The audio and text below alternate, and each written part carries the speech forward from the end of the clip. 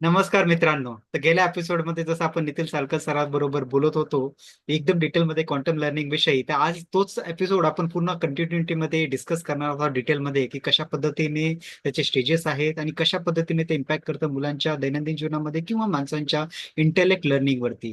तर मागच्या वेळी जे काय पण आम्ही डिस्कस केलं होतं की मुलांना ते कसं स्ट्रेस घालवण्यासाठी मदत करतं, त्यांचा अभ्यासाचा टाइम मॅनेजमेंटमध्ये कसं मदत करतं किंवा त्यांना अभ्यासक्रम कसा करायला पाहिजे, लर्निंग डिसॅबिलिटी विषयी बरेचशे विषयावरती आपण डिटेलमध्ये डिस्कस केलं. तर याच्यावरती एक शॉर्टमध्ये काही प्रकाश नितीन सर टाकू शकता का नितीन सर, जे पण आपण मागच्या वेळी जे डिस्कस डेफिनेट केलं होतं. हा sir. Definitely Prakash. Thank you very much. Yes sir. सर्वांना नमस्कार. नमस्कार तर सर. बेसिकली प्रकाश, पहिल्यांदा प्रॉब्लेम म्हणजे काय? हा हा. प्रॉब्लेम म्हणजे मला कुठेतरी पोहोचायचं आहे आणि हो. त्याच्या हिशोबाने मला बरेचसे प्रश्न असतात, मला माझ्याकडे उत्तरं नसतात. हम्म, त्यामुळे स्किल, कौशल्य, हम्म, स्ट्रॅटेजी, धोरणं, हा हा. सिस्टीम, प्रणाली, टूल्स, हम्म. साधनं ह्याची कमतरता असते. ह्याला प्रॉब्लेम म्हणतात. म्हणजे ऍक्च्युअल प्रॉब्लेमचं डेफिनेशन लोकांनी काहीतरी बोलतच लावलेलं आहे. बरोबर. तर हो. मला ह्या गोष्टी कळल्या. हो, तर मला ह्या गोष्टी कळल्या. आणि जेव्हा लोकांची चर्चा केली, त्या चर्चेमध्ये मला कळलं की विद्यार्थी, पालक, शिक्षक हे वेगवेगळ्या स्टेजेस मध्ये जात आहेत. तर आपण त्या स्टेजेसची माहिती घेऊया. आणि हम्म. प्रत्येक स्टेजमध्ये तीन प्रकारचे प्रश्न उद्भवतात. अकॅडमिक, शैक्षणिक प्रश्न. सॉरी हा. सर, थोडंसं इंटरप्ट करतो इथे. बट स्टेजेस म्हणजे आपण क्वांटम लर्निंगच्या स्टेजेस विषयी सध्या आपण सर्वांना सांगत आहोत की कुठले कुठले स्टेजेस त्यामध्ये क्वांटम लर्निंगचे स्टेजेस आहेत ना या. नाही, क्वांटम लर्निंगच्या नाही आहे, त्याच्यावर आपण नंतर येऊया. Okay okay. सर्वात पहिलं तीन प्रकार, सर्वात पहिलं जे स्टेजेस जे आहेत हम्म. त्याच्यामध्ये विद्यार्थी, ओके पालक आणि ओके. शिक्षक ह्या हा. स्टेजेस मधनं जात आहेत. ओके. तर त्याच्यामध्ये तीन प्रकारचे प्रश्न उद्भवतात: अकॅडमिक, शैक्षणिक प्रश्न, हो बरोबर. मानसिक प्रश्न हम्म. आणि फिजिकल प्रश्न. हम्म. तर स्टेज नंबर वन जी असते, हम्म. तो विद्यार्थी हा वर्गामध्ये बसलेला आहे हो आणि त्याला शिक्षक विषय शिकवत आहेत. हो. आणि 30 मिनिटामध्ये त्या विद्यार्थ्याला हा विषय कळत नाही. हम्म. आणि जेव्हा शिक्षक विचारतात किंवा तुला विषय कळला का, हो. तेव्हा तो घरी येतो. हम्म. तर आई वडील विचारतात की तुला हा विषय कळला का, त्याचं उत्तर हो असतं, पण ऍक्च्युअल त्याला तो विषय कळलेला नसतो. त्यामुळे प्रश्न नंबर एक जो आहे, हा त्याला विषय कळला नाही आहे. मस्त. हम्म. समजा त्याने विचारायचा प्रयत्न जरी केला तरी वेळेच्या अभावी शिक्षक त्याची उत्तर देऊ शकत नाही किंवा पालकांकडे त्याची उत्तर नसतात. त्यामुळे सर्वात मोठं चॅलेंज जे आहे ते विद्यार्थ्याला विषय हा शिकता येत नाही. बरोबर. हम्म. दुसरा प्रसंग की विद्यार्थी आता घरी येतो हम्म. आणि होमवर्क करायला बसतो. तो हम्म. होमवर्क करतो म्हणजे ना, काय करतो की तो पुस्तकातले प्रश्न उत्तर लिहून काढतो किंवा रट्टा मारतो.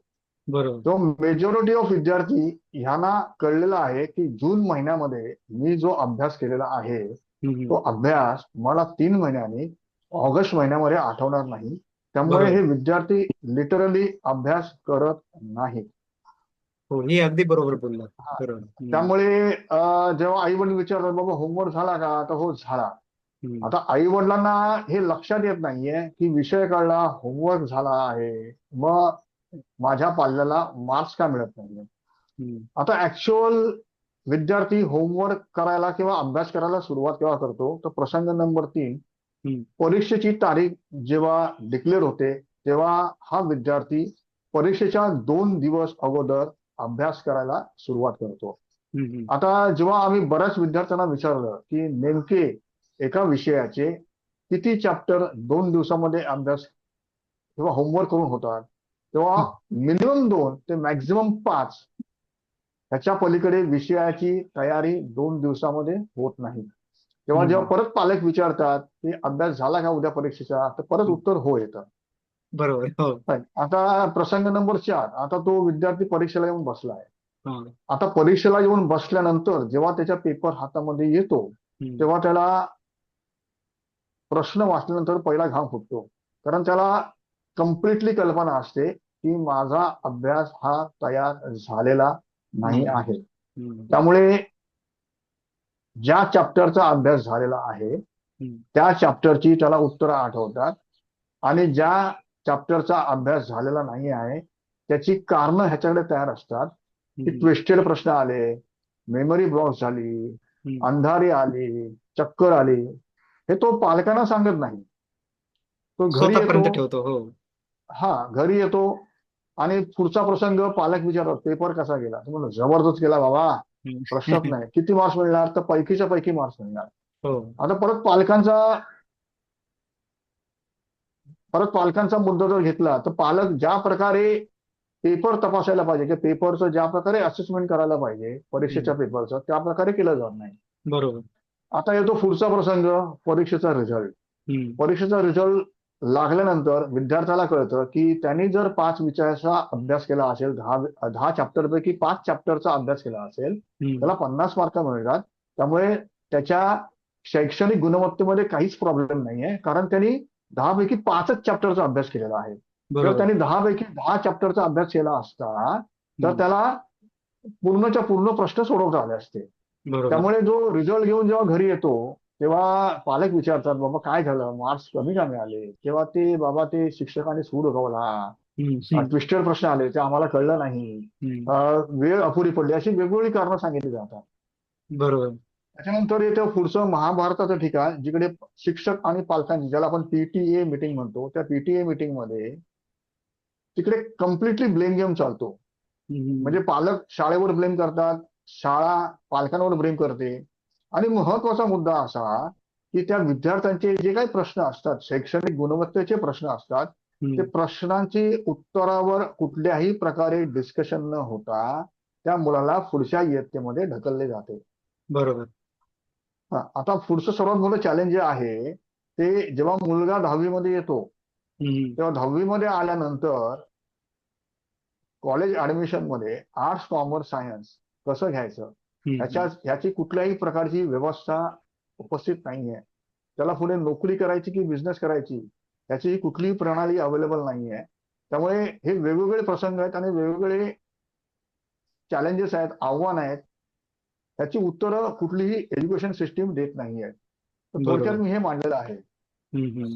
तर या सर्व स्टेजेसमध्ये आपले हे लक्षात आलं, जसं की तुम्ही एकदम डिटेलमध्ये डिस्क्राईब केलं, की अगदी मुलगा अभ्यासाला सुरुवात करतो तेव्हापासून ते ते अगदी त्याच्या करिअर पर्यंतचं सर्व डिस्क्रिप्शन एकदम सर्व स्टेजेसमध्ये तुम्ही एकदम सिक्वेन्समध्ये प्रॉपर मांडलेलं आहे.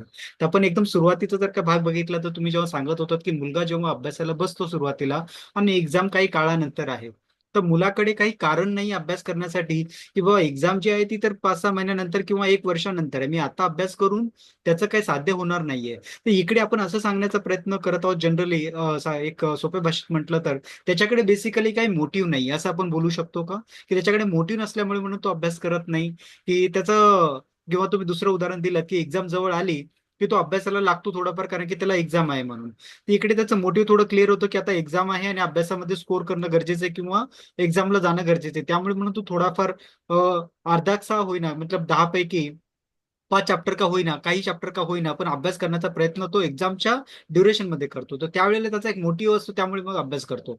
इकडे आपण असं बोलू शकतो का की ती मोटिव्ह क्लिअर नसल्यामुळे तो सुरुवातीला अभ्यास करत नाही. असे बघा, मोटिव्ह क्रिएट करण्यामागे पालकांचा मोठा हात असतो. हम्म. पालकांचं जर कम्प्लिटली कम्युनिकेशन असेल की हा. तुला पुढे आयुष्यामध्ये हे करायचं असेल, तर हम्म. मोटिव्ह एस्टॅब्लिश झाला असेल, म्हणजे ज्या लोकांना चांगले मार्क्स मिळतात ते obviously motive is one of the कारण, हो. की त्या लोकांना माहिती असतं की मी हे अभ्यास केल्यामुळे. आता तर तुम्ही युपीचा जर विचार केला तर तिकडे 8वी पासून IAS परीक्षेला मुलांना बसवतात. हम्म. त्यामुळे त्या लोकांना माहिती असतं की परीक्षा किती कठीण आहे, त्यामुळे काय करावं लागतं. त्यामुळे हम्म. मोटिव्हचा फार महत्वाचा रोल आहे, याच्यामध्ये महत्वाचा भाग आहे की हम्म. मी हा जो अभ्यास करतो आहे, त्या अभ्यासामुळे मला पुढे हा फायदा होणार आहे. हे जर मोटिव्ह क्लिअर झालं तर ही मुलं रेग्युलरली डेली अभ्यास करतात. बरोबर, अगदी बरोबर बोललात. तर आणि पॅरेंटचं सुद्धा याच्यामध्ये म्हणजे इन्व्हॉल्वमेंट मग सुरुवातीपासूनच असण्यासाठी त्यांना मोटिव्ह क्लिअर करून, त्यांना काही डायरेक्शन दाखवून, म्हणजे गोल सेट करून तशा पद्धतीने जर का प्रयत्न केला तर ते डेफिनेटली सुरुवातीपासून अभ्यास करू शकतात. आता एक्झामच्या वेळेला जेव्हा ते अभ्यास करायला जातात तर अर्धा अधुरा अभ्यास करून एक्झामला जातात आणि त्यामुळे ते एक्झाम मध्ये परफॉर्म करत नाही. एक्झाम मधून येत असताना ते पॅरेंटला, एक्झाम मधून जसेच आले की पॅरेंटला सांगतात, जसं तुम्ही सांगितलं की नाही माझा पेपर खूपच छान गेला, म्हणजे आणि पॅरेंटही त्याच्यावरती रिलाय करतात किंवा विश्वास ठेवतात. तर हा जो फरक आहे किंवा हा जो डिफरन्स आहे, कम्युनिकेशन गॅप जो आहे, मुलगा पॅरेंटला ओपनली का सांगत नाही की नाही माझा अभ्यास झाला नव्हता त्यामुळे मी पूर्ण पेपर लिहू शकलो नाही, असं काय कारण असू शकतं, याच्या मागे काय कारण आहे? बघा, आपण इथे पॅरेंटला ब्लेम नाही करत आहोत. हो. कारण जर तुम्ही शांतपणे विचार केलात तर हम्म. 1 to 1 पॅरेंट जे आहेत ना, त्यांची सर्व्हायवलची स्ट्रगल चाललेली आहे. हो. त्यामुळे पालक, हम्म. आई किंवा वडील हे नोकरीसाठी बाहेर गेलेले असतात, त्यामुळे त्यांच्याकडे वेळ नसतो, प्रॅक्टिकली वेळ नसतो, हे आम्ही ऑब्झर्व केलेलं आहे. हम्म. हा भाग हम्म. नंबर एक झाला. हो. त्यामुळे आई वडील थकून येतात, किंवा मग आई जर नोकरी करत नसेल तर तिला ऍक्च्युली मुलाला काय विचारायचं हे माहिती नसतं. बरोबर. त्यामुळे मी ऑलमोस्ट प्रत्येक पालकाला सांगतो की ऍटलिस्ट दिवसात नाही एकदा, हम्म. हम्म. आठवड्यात नाही एकदा, हम्म. त्या मुलाशी बोलायचा प्रयत्न करा, तुझ्या आयुष्यात बाबा काय चाललं आहे. बरोबर. हो. हा, तुला काय काय प्रॉब्लेम चॅलेंजेस आहेत. हम्म. हम्म. हम्म. हा, बरं, पालकांना ऍक्च्युअल करिअरमध्ये इंडस्ट्रीमध्ये काय चाललं ही कल्पना पण नसते. त्यामुळे बरेचसे पालक जे आहेत त्यांना माहिती नसतं की बाबा हा जो शिकतोय त्याच्यामुळे पुढे करिअर काय आहे. त्यामुळे बरोबर. पालकांना पण कम्युनिकेशन काय करायचं हे पण माहित नाहीये. त्यामुळे आपण राईट. कुठल्याही सिच्युएशन मध्ये पालकांना ब्लेम करू शकत नाही. हम्म. इकडे आपण असं बोलू शकतो का की त्यांना करिअरचं क्लॅरिटी नसल्यामुळे किंवा त्यांनी त्यांच्या आयुष्यामध्ये जो स्ट्रगल बघितलेला असतो किंवा त्यांना जिथपर्यंत नॉलेज आहे की बाबा हे करिअर करायला पाहिजे किंवा त्यांनी ऐकलेलं आहे की तो डॉक्टर बनला, तो इंजिनियर बनला, तो त्याच्या आयुष्यात सेटल झाला आणि मग तेच भाग जो आहे तो आपल्या मुलांवरती सुद्धा लादण्याचा प्रयत्न करतात किंवा त्यांच्यावरती तेच तुम्ही एज्युकेशन घ्या किंवा तोच करिअर सिलेक्ट करा असा जो दबाव निर्माण केला जातो, तर हा कुठपर्यंत सरळ बरोबर आहे किंवा हे करणं योग्य आहे का की त्यांना जे नॉलेज आहे तिथपर्यंतच करायला पाहिजे की त्यासाठी त्यांना अजून काही मार्ग अवेलेबल असले पाहिजे की जेणेकरून त्यांना समजेल की माझ्या मुलाचा इंटरेस्ट कशामध्ये आहे आणि ज्याच्यामध्ये इंटरेस्ट आहे त्याच्यामध्ये काय काय मार्ग अवेलेबल आहेत. तर अशा पद्धतीने त्यांना एक्स्ट्रा डायरेक्शन मिळणं गरजेचं आहे असं तुमचं काय मत आहे यावरती? ह्याच्यामध्ये दोन भाग आहे. मगाशी मुद्दा राहिला तो हम्म. की ऑलमोस्ट बरेचसे पालक जे आहेत ना, हम्म. ते समाज काय म्हणेल हो. म्हणून मुलांनी मार्क्स मिळाला पाहिजे ह्या मुद्द्यावर स्ट्रगल करत असतात. हो. बरोबर. तर ह्याच्यामध्ये मुलाची जी करिअरची गुणवत्ता असते, ज्याला आम्ही करिअर इंटलेक्ट म्हणतो, हम्म. हा भाग पूर्णपणे दुर्लक्षित केला जातो. हम्म.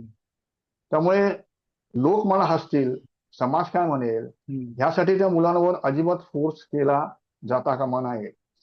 एकदम बरोबर. सिंपल भाषेत सांगायचं हम्म. तर 0% मार्क, हम्म. 25% मार्क, 50% मार्क, 75% मार्क, 100% मार्क, या प्रत्येक मार्कासाठी ह्या हम्म. जगामध्ये चांगल्या उत्तम प्रकारचे व्यवसाय आणि नोकऱ्या अवेलेबल आहे. त्यामुळे हम्म. 0% मार्क जरी असतील किंवा 25% मार्क जरी असतील आणि त्याच्याकडे गुणवत्ता असेल, तर तो उत्तम प्रकारे व्यवसाय करू शकतो. हे पालकांच्या कधीच लक्षात येत नाही. हो. त्यामुळे बरोबर. पालकांना जर एक योग्य मार्गदर्शन मिळालं की नेमकं करिअर म्हणजे काय, इंटलेक्ट म्हणजे काय, करिअर म्हणजे काय, इंडस्ट्री म्हणजे काय, त्याच्यामध्ये काय काय होऊ शकतं, हे जर प्रॉपर मार्गदर्शन किंवा गायडन्स मिळालं, तर हम्म. मला वाटतं पालक कुठल्याही प्रकारे त्या मुलावर फोर्स करणार नाही. कारण ही परत जसं करिअर कन्सल्टन्सी, करिअर काउन्सिलिंग ही व्यवस्था परत भारतामध्ये अवेलेबल नाहीये. हे सर्वात मोठं चॅलेंज आहे पालकांसमोर आहे. त्यामुळे हम्म. आपण ह्याच्यावर पण उत्तर शोधलेलं आहे.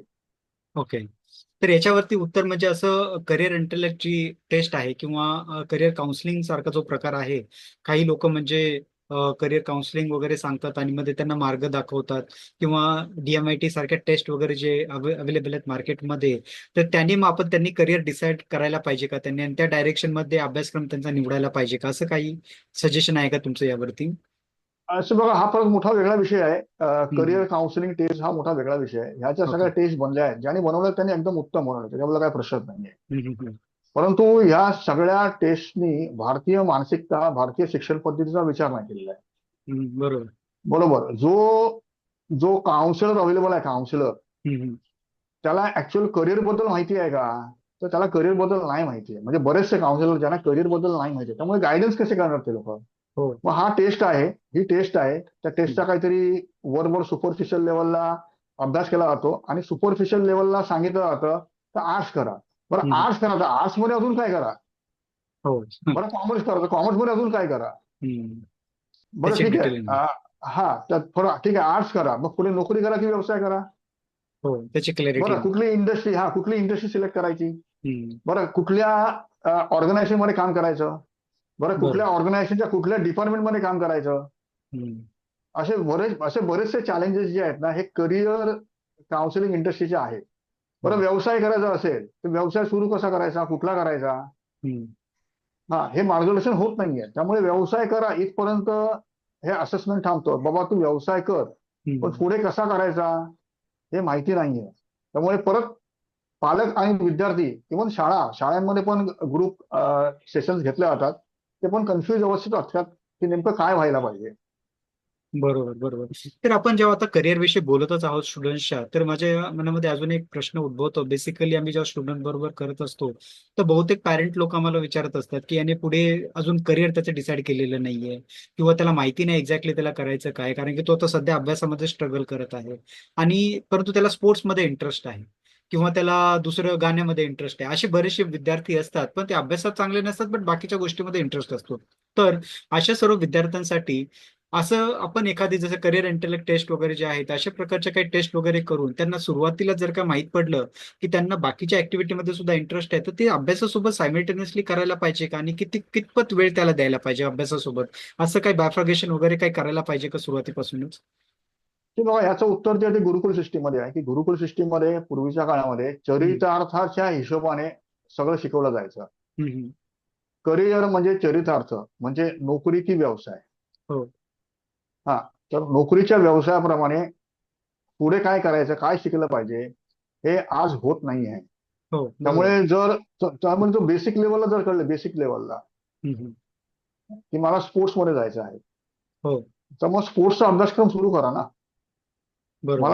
मला डान्समध्ये करिअर करायचं आहे, पण डान्सचा अभ्यासक्रम सुरू करा. पण ते पालकांचं म्हणणं असं असतं की पहिलं ग्रॅज्युएट होऊन दे, मग नंतर बघूया. हो, तो वेळ निघून गेलेला असतो. हम्म, हा, पण त्याच्यानंतर परत मग तुम्हाला स्पोर्ट्सचा प्रॉपर मेंटॉर मिळाला पाहिजे, प्रॉपर हम्म, ट्रेनर मिळाला पाहिजे, डान्सचा प्रॉपर मेंटॉर मिळाला पाहिजे, प्रॉपर ट्रेनर मिळाला पाहिजे, ज्याच्यामुळे हम्म, पुढे करिअरमध्ये नेमकं काय करायचं हे मार्गदर्शन मिळेल. बरोबर. हे पालकांनी जर हे मुद्दे जर लक्षात घेतले की हम्म, डान्समध्ये करिअर, आता कॅरमचा जर विषय घेतो, कॅरमचे एक प्रसिद्ध व्यक्ती माझ्या ओळखीचे आहेत. हम्म, त्यांनी मला सांगितलं की कॅरम मध्ये जर तुम्ही टुर्नामेंट जरी खेळला, टुर्नामेंट हम्म, हम्म, आंतरराष्ट्रीय लेवलला टुर्नामेंट, तर हम्म. तुम्हाला वर्षाचे 20 लाख रुपये मिळतात. मोठी अमाऊंट आहे. खूप मोठी अमाऊंट आहे, तुम्ही बरोबर. जिंकू नका, हा तुम्ही जिंकू नका, अच्छा. हा जिंकू नका, खेळायचे पैसे मिळतात.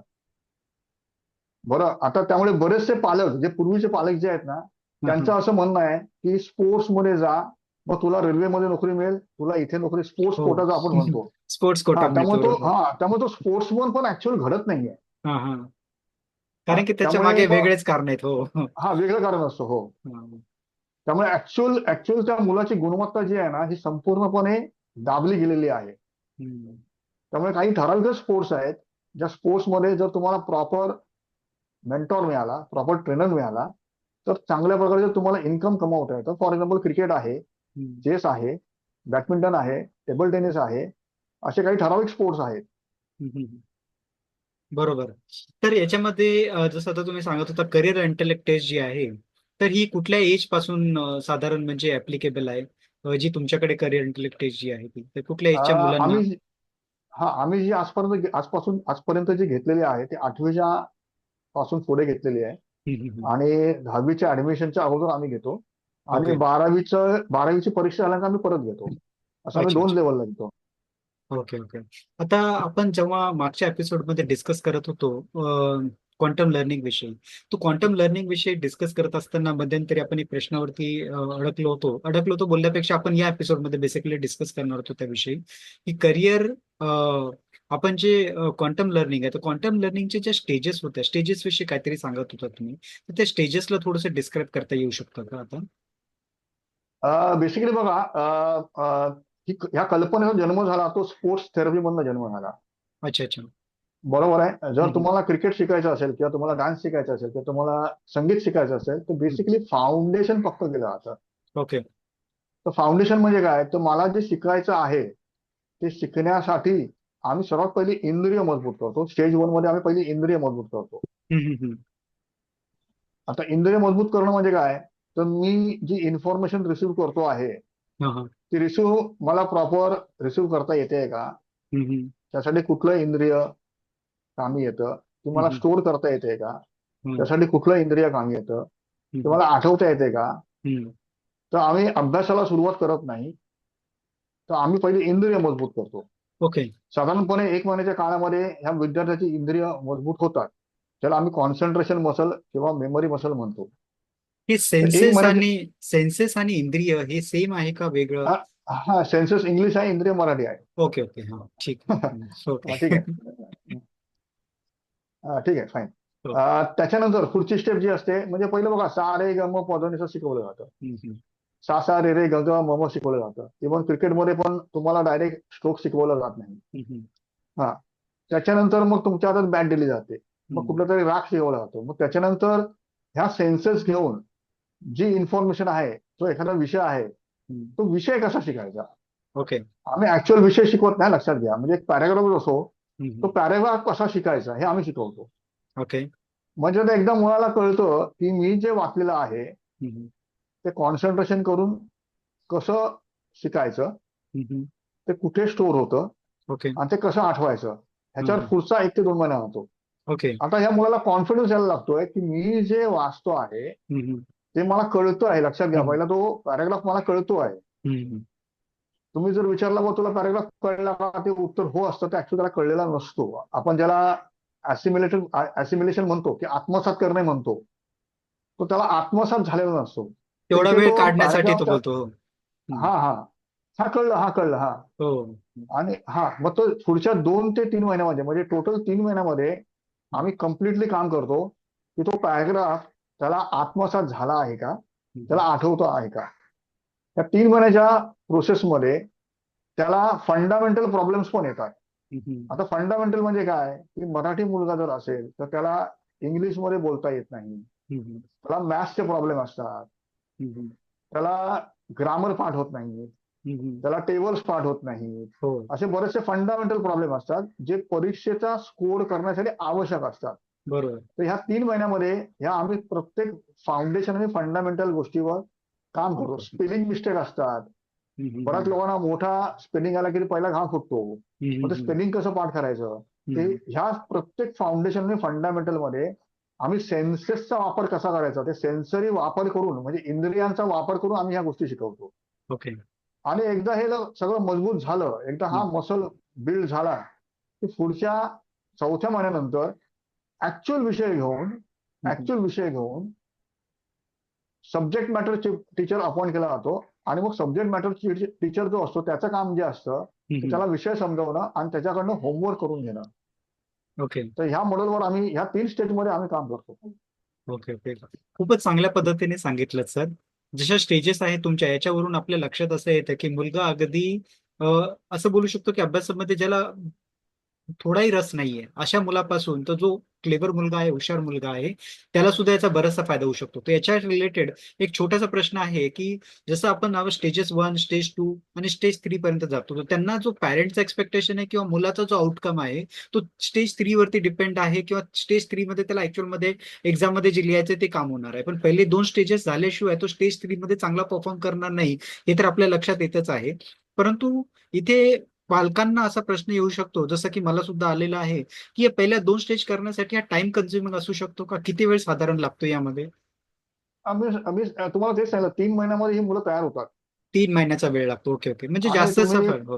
हो. तुम्ही कुठल्याही इंडस्ट्रीमध्ये जा, तुमचं फाउंडेशन किंवा फंडामेंटल मजबूत नसेल हम्म, तर तुम्ही पुढे जाऊ शकत नाही. बघा, 2 प्रकारची मुलं तुम्हाला दिसतील. एक हम्म. रस्त्यावर क्रिकेट खेळणारी मुलं पण असतात, ती चांगली खेळतात. हो. हा, मग ती पुढे जातात का ती. नाही. तुम्हाला बाथरूम सिंगर पण भरपूर भेटतात ना. हो. हो. पुढे कोण जातं, त्यांचं फाउंडेशन आणि फंडामेंटल मजबूत आहे, ते लोकच पुढे जातात. बरोबर. अगदी हा, बरोबर. त्यामुळे फाउंडेशन आणि फंडामेंटल मजबूत झाल्याशिवाय आम्ही सब्जेक्टला हात लावत नाही. बरोबर.